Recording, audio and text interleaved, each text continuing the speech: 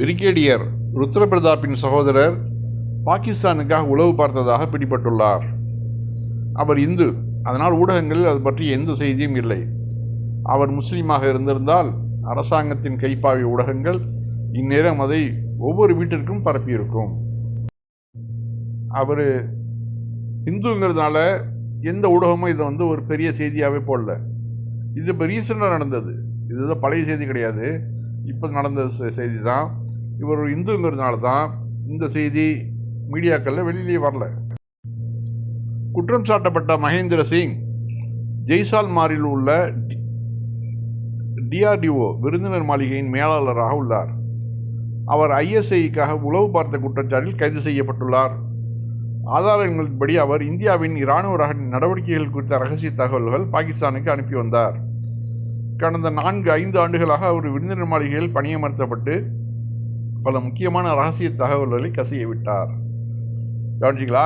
கிட்டத்தட்ட 4 வருடங்கள் 4-5 வருடங்களாக விருந்தினர் மாளிகையில் தான் இருந்திருக்காப்புல. இவன் தினமும் பாகிஸ்தானுக்கு உளவு பண்ணி கொடுத்துட்ருக்குறான். இவனம் போன்ற தேச விரோதிகள்லாம் கண்டுக்காது இந்த ஊடகங்கள்லாம். ஒரு முஸ்லீம் ஏதாவது சின்னதாக இருந்தால் அதை ஊதி பெரிதாக்கி பெருமாளாக்கி ஒவ்வொரு வீட்டுக்கும் கொண்டு போய் இந்த செய்தியை சேர்த்துருப்பாங்க. அதான் நடந்துட்டு அந்த காணொலியை பாருங்க. जासूसी करते थे पाकिस्तान के लिए, पाकिस्तान के लिए करते थे। चलो चलो गाड़ी है, गाड़ी है, रोको रोको।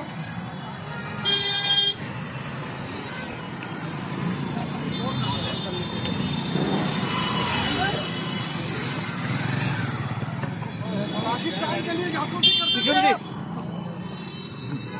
जैसलमेर से एक जासूस को गिरफ्तार किया गया। महेंद्र कुमार इसका नाम है और ये चांदन इलाके में जहां पे फील्ड फायरिंग रेंज है वहां से ये जासूसी करता था। ये महेंद्र को आज 2 दिन के रिमांड पे ले लिया गया है और जैसलमेर से गिरफ्तार करके लाया गया। DRDO का ये पूरा मैनेजर था और DRDO गेस्ट हाउस में जितने भी वैज्ञानिक रुकते थे उनसे जुड़ी तमाम इंफॉर्मेशन, उनके मूवमेंट के बारे में ये लगातार जानकारियां पाकिस्तान में बैठे अपने आकाओं को देता था।